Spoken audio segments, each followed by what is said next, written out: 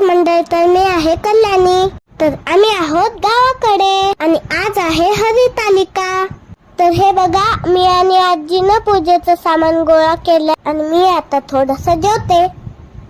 मी पण आज पहिल्यांदा पूजा करायला, त्याच्यामुळे मी पण महादेव बनवलाय. तर तुम्हाला माझा महादेव कसा वाटला कमेंट मध्ये नक्की सांगा. तर हे बघा, आजीची पूजा ऑलरेडी झालेली आहे. आता मी आणि आई करते पूजा. तर उद्या गणपती बाप्पा येणार आहे ना, त्याची पण तयारी करायची आहे.